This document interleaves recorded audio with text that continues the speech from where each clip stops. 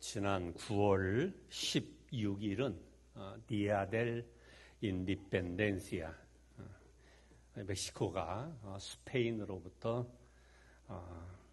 독립된 날을 기념하고 축하하는 여러 행사들이 각 도시마다 열렸어요.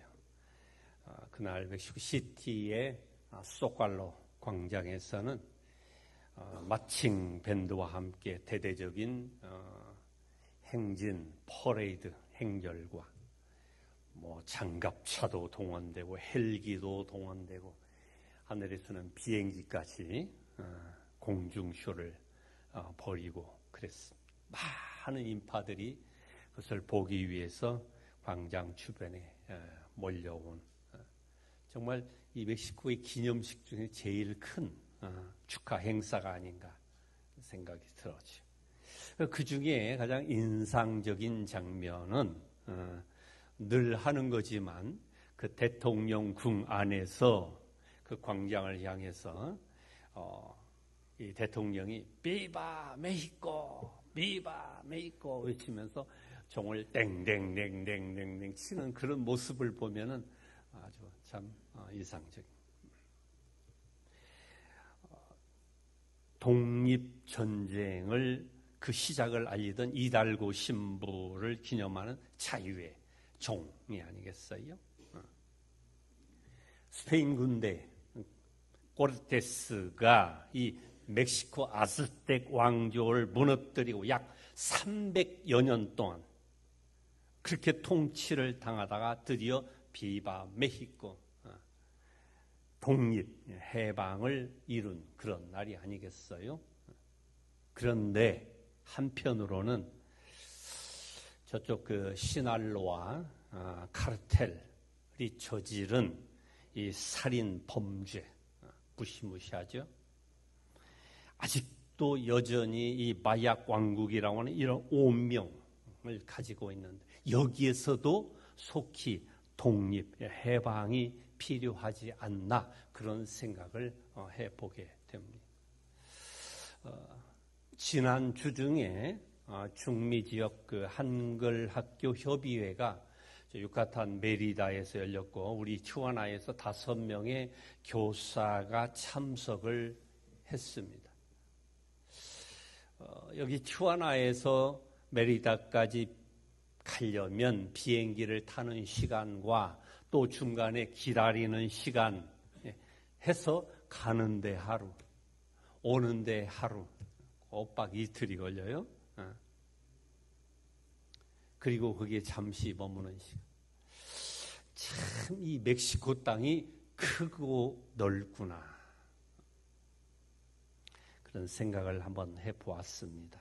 그렇게 해서 고생을 하면서 다녀온 만큼 제 나름대로는 뭔가 좋은 도전의 계기가 돼서 또 감사했습니다. 오늘은 우리 교회를 주제로 제가 4번째 말씀을 드리는데 오늘의 키워드를 저는 변화로 잡았습니다. 오늘날 교회는 우리가 팬데믹 3년 이상을 지나면서 여러 가지로 큰 도전에 직면했다고 그랬어요. 대한민국의 출산 인구 감소, 인구 절벽이라고 하는 이런 위기 앞에서 우리 교회들은 많은 교회들은 더 이상 주일 학교가 없어요. 그것은 교회 미래와 직결되는 문제인 것입니다. 교회 위기가 아닐 수 없어요. 이런 도전 앞에서 우리 교회가 교회로서 존재하려면 무엇이 변해야 되고 또 무엇이 변하지 않으면 안 되는가? 이것이 오늘 말씀 속에서 사도 바울의 고민이고 또 우리가 함께 고민해야 될 그런 주제가 되는 것입니다. 오늘 우리가 읽은 성경 말씀 이 고린도전서 9장 19절과 22절에 똑같은 말씀이 반복됩니다. 19절, 내가 모든 사람에게서 자유로우나 스스로 모든 사람에게 종이 된 것은 더 많은 사람을 얻고자 함이라 그랬고요. 22절에서 약한 자에게 내가 약한 자가 되고 그것은 약한 자들을 얻고자 함이요. 내가 여러 사람에게 여러 모습이 된 것은 아무쪼록 몇 사람이라도 구원하고자 함이라. 여러분, 이 두 구절에서 한 가지의 공통점이 무엇이에요? 더 많은 사람을 얻고자 함이라. 아무쪼록 몇 사람이라도 구원하고자 함이니라고 되어 있어요. 사도 바울의 선교 열정과 전도 열정을 엿볼 수 있는 대목입니다. 여러분, 그는 지중해 바다를 3바퀴 반씩이나 돌면서 얼마나 많은 수고와 고생을 하게 됩니까? 고린도후서 11장 23절을 보면은 내가 바울이 수고를 넘치게 하도록 하고 옥에도 갇히고 매도 수도 없이 막 여러 번 죽을 뻔했다고 하면서 그 유대인들에게 39번씩, 그러니까 39번씩 5번이나 만 곱하면 195대를 두들겨 맞았다. 3번 대장으로 맞고 1번 돌로 맞고 3번 파선하고 일주야를 깊은 바다에서 지냈다고 해요. 그러면서 강의 위험, 강도의 위험, 동족의 위험, 이방인의 위험, 시내와 광야의 위험, 바다의 위험, 거짓 형제의 위험, 이런 많은 것들로 수고하고 했으며 여러 번 자지도 못하고 줄이며 목마르고 여러 번 굶고 춥고 헐벗었노라고 그렇게 전합니다. 왜요? 왜 이런 수고와 고생을 그렇게 자처해서 하게 됩니까? 바로 오늘 본문 19절 그리고 22절에서 더 많은 사람을 얻고자 함, 아무쪼록 몇 사람이라도 구원하고자 함이니 단 한 사람이라도 구원하기 위해서 이런 수고와 고생을 받아 안고 앞으로 달려가는 이 사도 바울의 사명이 아닐까요? 여러분, 사도행전 우리가 3장에서 안전뱅이 한 사람이 바로 저 교회 문턱을 넘어오어서 이 교회 안으로 들어와 예배자로 세워지는 일이 결코 쉽지 않다고 말씀드렸어요. 우리들인들 어찌 누군가 한 사람을 교회로 불러오는 일이 그리 쉬울 수 있겠어요? 때때로 원치 않게 저 사도 바울이 당한 것처럼 여러 가지 방해와 핍박과 고통의 대가가 너무 크지 않습니까? 그런데 이 사도 바울은 자신이 이렇게 당하는 여러 가지 육체적인 이 고통보다도 더 큰 고민, 아직도 날마다 내 속을 눌리는 일, 모든 교회를 위하여 염려하는 일이 있다고 탄식합니다. 그것은 교회가 점점 더 확장되어 가면서 바울이 가지고 있는 내면의 고민, 바울 자신의 내적 고민을 말하고 있습니다. 여러분, 교회가 확장되어 가는 것은 좋은 것이 아닌가요? 그런데 거기에 고민이 있다는 거예요. 저는요, 제가 바로 주목하는 부분이 이거예요. 도대체 무엇이 사도 바울 그 속을 짓누르는가? 그것이 왜 교회를 위하여 염려가 되는 것인가? 여러분, 이 사도 바울은요, 정통 유대인 출신이라고 그래요. 그래서 그는 그 유대교의 맨 앞잡이가 되어서 그리고 스데반을 돌로 쳐 죽이고도 그것을 당연히 여겼던 그 사람이에요. 예수 믿는 사람을 무조건 잡아서 쳐 죽이고 족치고 감옥에 쳐 넣었던 냉혈적인 청년이었어요. 그 사울 청년 때문에 예루살렘이 피바다가 되고 어쩔 수 없이 그 집을 떠날 수밖에 없도록 만든 장본인이 바로 이 사울이었어요. 바울이에요. 그런데 그 사울 청년이 어느 날 주님을 만나고 사울이 변하여서 사도 바울이 된 거예요. 제가 이 사도 바울을 정통 유대인이라고 강조하는 이유는 그는 바리새인 중에 바리새인이라고 해요. 그만큼 율법에 철저했던 사람, 누구보다도 계명을 잘 지키던 사람이었어요. 그러나 이제는 자신이 예수님을 믿고 자신이 남았던 유대교를 떠났어요. 그리고 오직 예수를 따르는 자, 예수당이 되었잖아요. 근데도 출신이 출신인 만큼, 신분이 신분이었던 만큼 그는 교회에 관한 하는 철저했던 사람이에요. 그런 그가 이렇게 말합니다. 나는 내가 오직 예수를 위하여 살기로 한 이상, 예수를 내 주님으로 선택한 이상, 한 사람이라도 저 교회 문턱을 넘기를 원하는 자가 있다면, 아무쪼록 몇 사람을 구원하는 일이라면 나는 얼마든지 내가 매맞고 두들겨 맞고 돌에 맞고 어떤 위험을 당해도 괜찮다. 그러나 내 마음속에 나를 짓누르는 고민이 있다. 그것이 무엇입니까? 교회. 바로 교회가 확장되면서 그에게 다가오는 염려였어요.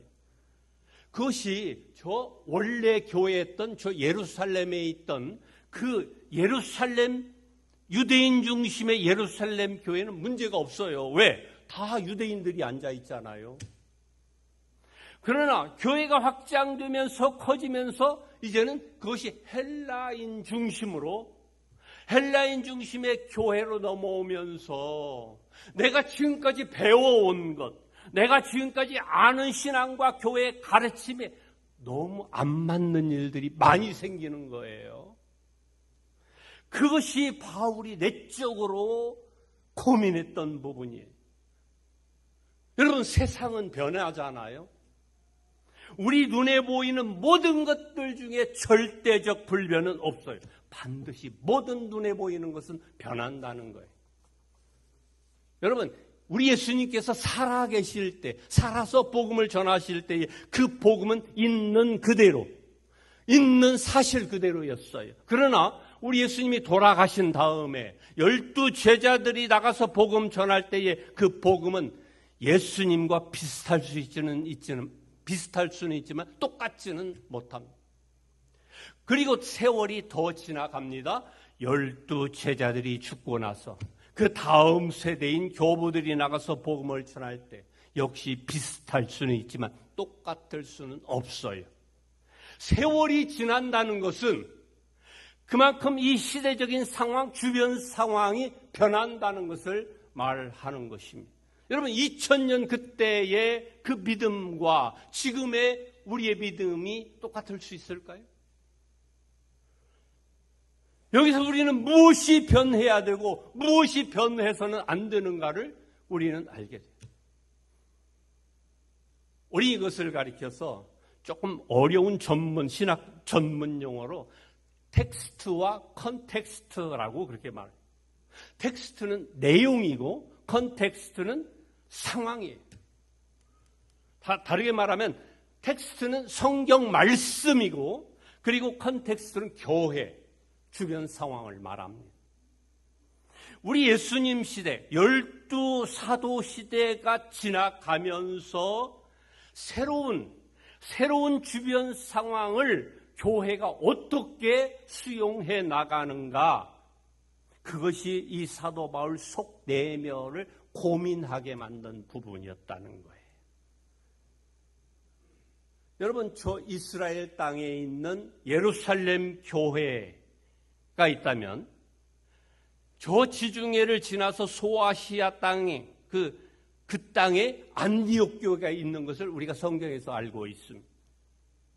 여러분, 그 안디옥 교회를 중심으로 여러 디아스포라 성도들, 흩어진 성도들이 그곳을 통해서 교회를 확장해 나가는 것을 보게 돼요.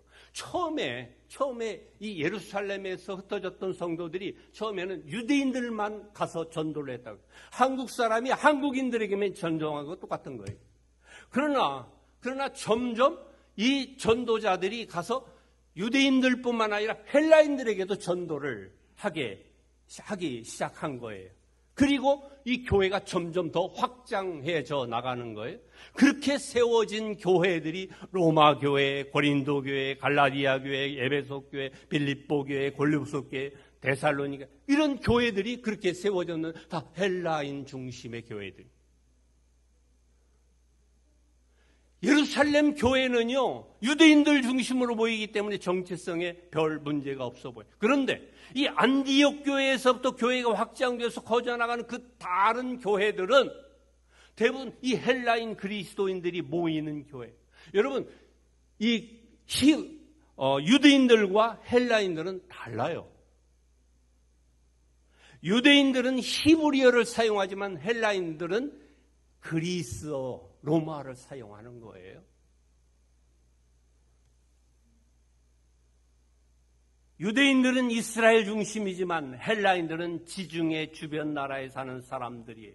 그러니 유대인의 문화와 헬라인의 문화는 서로 다를 뿐만 아니라 서로 많은 차이를 가지고 있습니다. 이런 상황 속에서 유대인 중심으로 교회가 모일 때는 예수님의 말씀, 복음을 전할 때 문제가 없었는데, 그런데 이 헬라인 중심의 교회에서는 여러 가지 문제가 발생하는 거예요. 우리가 성경에서 하는 것처럼 먹는 문제, 우상의 제물이나 할례의 문제, 조상 숭배의 문제, 예배하는 신앙적인 이런 태도, 이런 것들이 이 헬라인들 그들이 오랫동안 사용했던 전통 문화 습관들에 서로 부딪히는 거예요.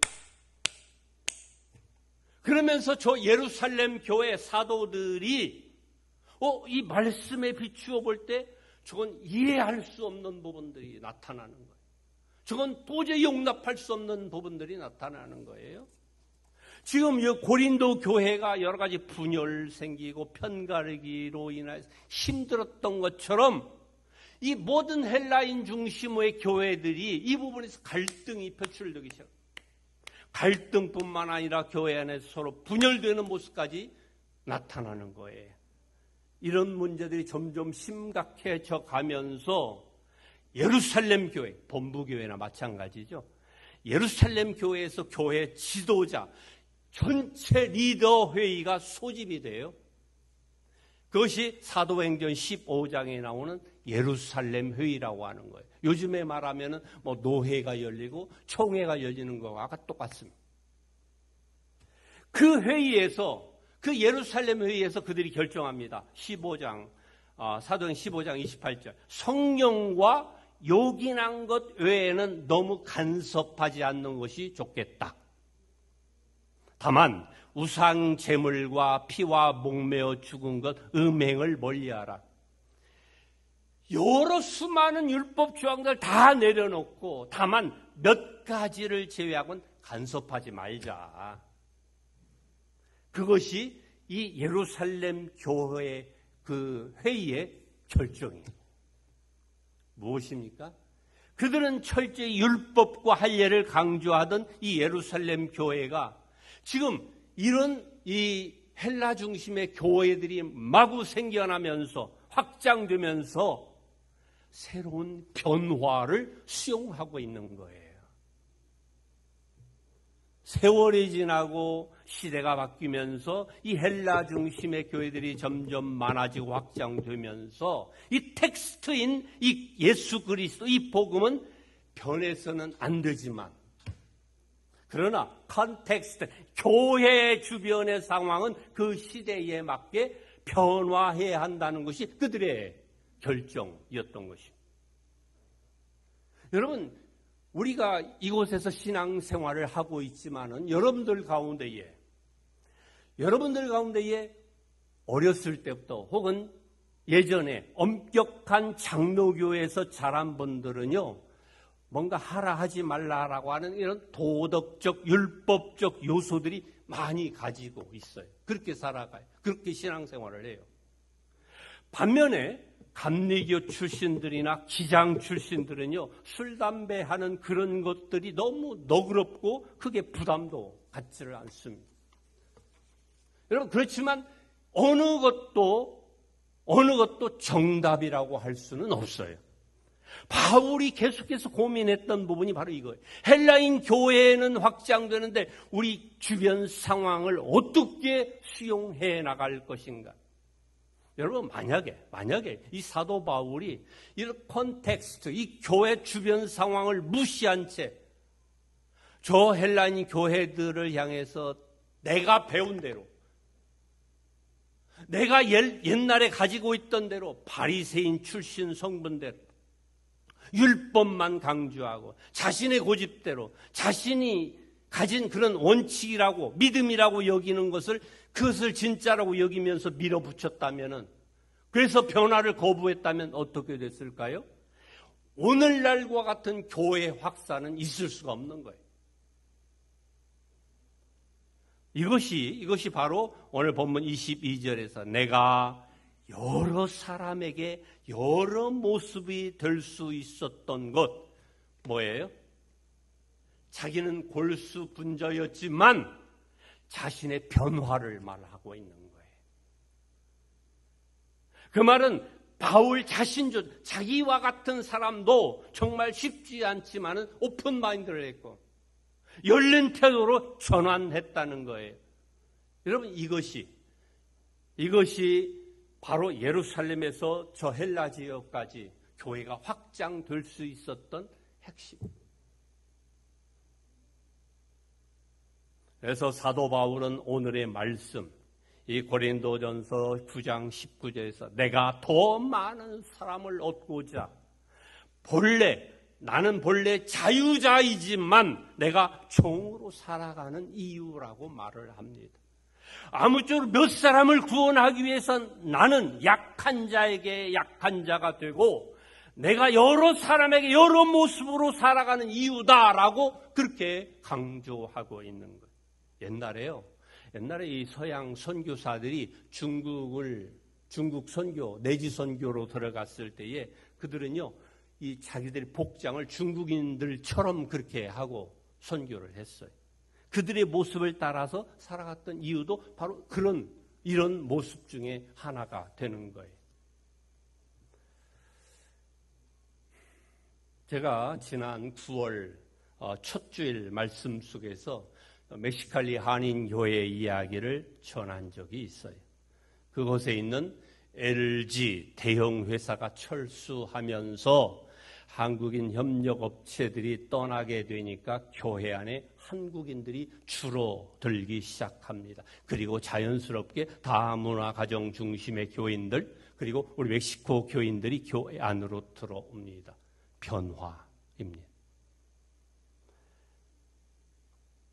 제가 지난 한 주간 유카탄 메리다를 다녀왔다고 말씀드렸습니다. 그곳에서 한글학교 협의회가 있기는 했지만 그 멀리까지 내가 굳이 가야만 할까 고민은 있었어요. 그러나 저에게 또 다른 방문 목적이 있었어요. 그것은 내년 2025년이 되면은 우리 옛날에 이곳에 왔던 한국인 멕시코 이민자, 다시 말하면 애니깽 한인 후에 120주년이 되는 해입니다. 예전에 2005년도 그때 100주년 행사 때에 우리 교회가 아주 적극적으로 참여해서 도운 일이 있어요. 그래서 이번에도 그 행사에 도울 일이 있을까 그렇게 해서 제가 확인하고 싶었습니다. 여러분, 메리다, 그러니까 그 유카탄에 있는 메리다에는 한인교회가 없어요. 그러나 선교사들은 많이 있습니다. 옛날에 그 애니깽 한인 후예들이 초창기 때에 한인교회를 세웠어요. 그리고 한글학교도 세웠어요. 그러나 한인들이 점점 줄어들고 색깔이 옅어지기 시작하면서 한인 자녀들이 끊겼어요. 지금은 흔적조차 남아있지 않습니다. 거기에서 그 협의회 안에서 이 한인 후에 두 사람을 제가 만났습니다. 한 사람은 68세 된 그러니까 한인 1세대, 2세대, 3세대가 되는 사람이고 또 다른 한 사람은 43세인데 그 사람은 네 번째 헤네라시오, 꽈트로 헤네라시오, 4세대였어요. 그러니까 세월이 흐르면서 시대가 바뀌고 사람도 변하는 거예요. 그들의 얼굴 속에서 약간의 이 한국인 모습은 흔적은 보이지만은 그들은 완전한 멕시코 사람들입니다. 근데 제가 그 들은 얘기로 놀라웠던 것은 그 메리다 시 있잖아요. 메리다 시의 한국인들은 많지 않아요. 몇 안 되는데 그곳에 한국 식당이 10개나 된다는 얘기를 제가 들었어요. 여러분, 만약에 그 한국 식당이 오직 한국인들만을 대상으로 영업을 고집한다면 그건 백발백중 망하게 돼요. 한국 식당이지만 모든 현지인들을 위한 그런 식당이 되어야 해요. 이거 티와나도 다르지 않아요. 한국 식당에 보면 현지인들이 많이 있습니다. 우리 노장로님 마켓을 가봐도 현지인들이 더 많습니다. 그것이 자연스럽습니다. 한국 회사도 이곳에 많이 있지만 운영 방식을 현지화하지 않으면 오래 버텨나가기가 어렵습니다.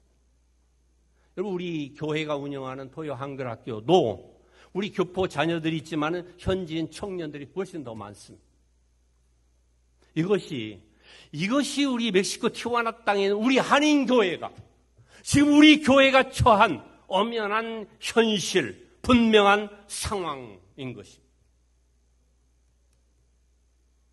그러므로 우리 교회가 어떻게 해야 하는가? 어떻게 오픈하고 개방해야 하는가?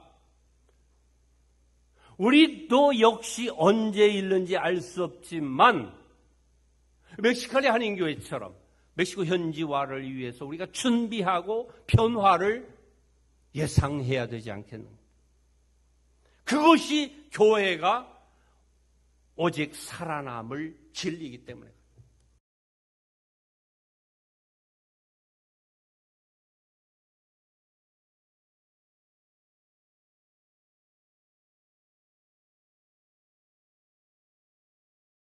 약한 자들에게 내가 약한 자가 된 것 같은 약한 자들을 얻고자 하며 내가 여러 사람에게 여러 모습이 된 것은 아무쪼록 몇 사람이라도 구원고자 함이라. 교회가 교회로서의 존재하는 사명이 그렇습니다.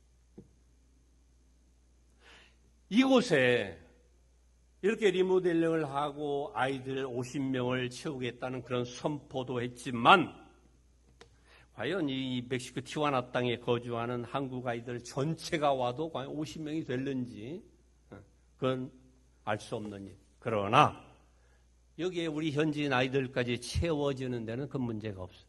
그런 점에서 지금 이 스페인어에 응통한 우리 1.5세 우리 시몬 전도사가 참 이 리더가 된 것은 아주 감사할 일이에요.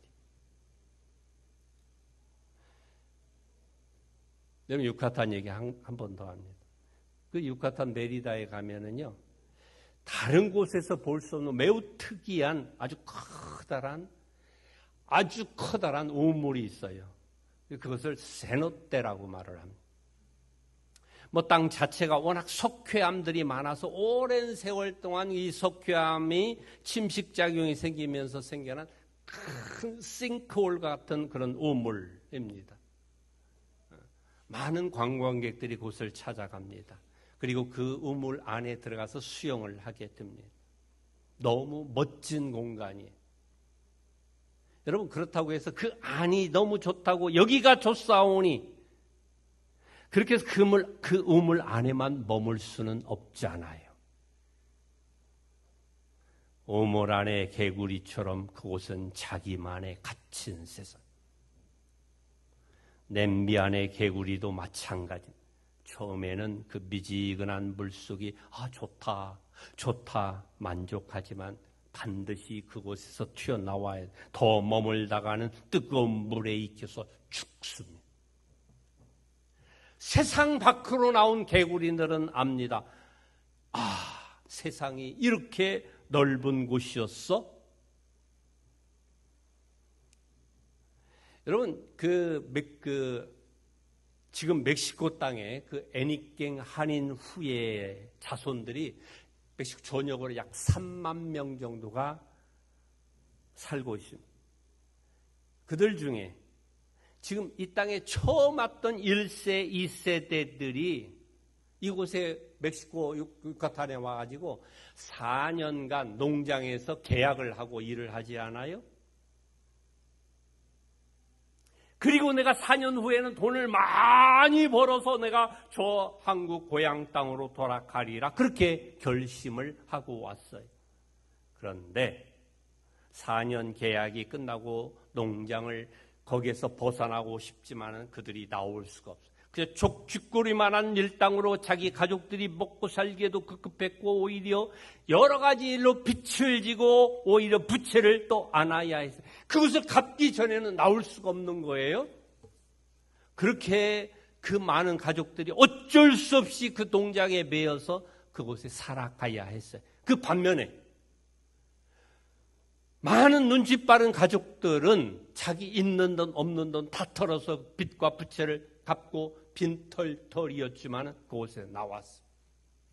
그리고 누구는 멕시코 시티로 가고 누구는 몬테레이 후아레스로 올라가고 누구는 티와나로 새로 이주를 하게 됩니다. 100년이 지나갔어요. 그리고 지난 100주년 때에 그 한인 후예들을 가족들을 조사를 해봤어요. 사회적 위치, 경제력, 성공도를 조사해봤더니 대략적으로 평균 1200불에서 1500불 정도로 이 멕시코에서 중상위층을 유지하면서 살아가 사회적 지위들은 다 올라갔어요. 그런데 가장 어렵게 사는 사람들은 보니까 그 메리다 농장 주변에서 떠나지 못하고 어쩔 수 없이 머물렀던 바로 그 사람들이에요. 여러분, 세상은 변한다고요. 우리 눈에 보이는 세상 중에 절대적 불변은 없다고 했어요. 그것은 교회도 예외가 아니에요.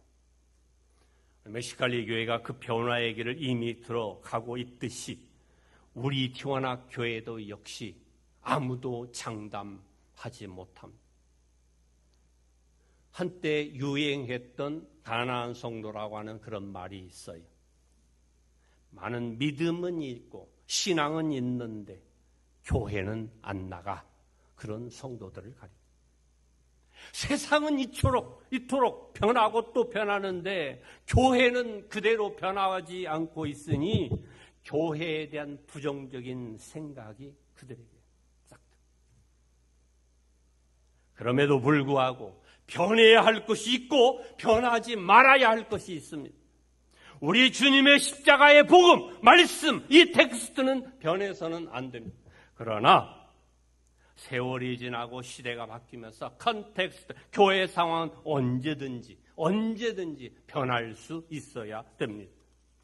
단 한 사람을 얻기 위해서라면, 아무쪼록 몇 사람을 구원하기 위해서라면 우리 교회의 사명, 어떤 희생과 대가를 감수하고서라도 단호히 변화를 선택해야 하는 것입니다. 우리 사랑하는 지원학교 성도 여러분, 교회는 바울처럼 심는 이가 있습니다. 아볼로처럼 물 주는 이도 있습니다. 그러나 자라게 하시는 이는 오직 우리 하나님뿐임을 믿으시기 바랍니다. 교회는 우리의 힘으로 안 됩니다. 오직 나사렛 예수의 이름으로 가능합니다. 저 문 밖에서도 안 됩니다. 저 교회의 문턱을 넘어서야 바로 일어서기도 하고 걷기도 하고 뛰기도 하는 하나님의 진짜 성도가 됩니다. 교회는 선교로 불타며 존재하는 곳이라 했습니다. 우리 교회 안에서 불을 받은 성도는 세상으로 나아가야 합니다. 내가 세상 어디에든지 어떤 상황에서든지 내가 보내어진 그곳에서 그 복음의 불씨를 전하는 자로 살아가야 합니다. 교회는 단 한 사람 혹은 몇 사람을 구원하는 일에 어떤 모습일지라도 변화를 선택하는 일에 망설여서는 안 됩니다. 저와 여러분들이 그 한 사람 한 사람의 교회인 줄로 믿습니다. 바로 이런 교회로서 살아갈 수 있는 그런 저와 여러분들이 되시기를 주님의 이름으로 기도하며 축복합니다. 기도합시다. 하나님 아버지께서 오늘도 귀하고 복된 주님의 날을 허락하셨고 우리가 교회에 우리가 나와서 예배자로 머물 수 있게 하시니 감사합니다. 오늘도 주신 말씀을 통하여서 특별히 사도 바울이 그가 가지고 있던 그 교회에 대한 열정을 우리가 엿보게 됩니다. 그럼에도 불구하고 교회가 확장되면서 그가 고민했던 그런 많은 부분들을 또한 우리가 보았습니다. 사도 바울은 자신이 출신 성분이 그렇고 원래 배운 바가 있었지만 그 모든 것을 내려놓고 담대하게 자신을 변화시키고 변화를 선택했습니다. 그 결과 교회는 확장되어 갔고 그 교회가 바로 이렇게 우리 교회까지 온 줄로 믿습니다. 하나님, 이제 우리 교회가 하나님 앞에 무엇을 선택하면서 내가 변해야 될 것과 변하지 말아야 될 것들을 분명히 깨닫고 말씀은 붙잡고 그리고 우리 교회가 날마다 새롭게 변화해 나아가는 일에 우리가 담대한 결정을 해나갈 수 있도록 우리를 도와주시고 우리가 교회입니다. 우리가 교회로서 이 세상 속에서 날마다 변하면서 새롭게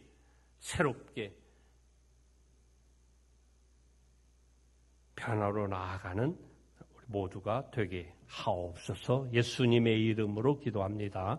아멘.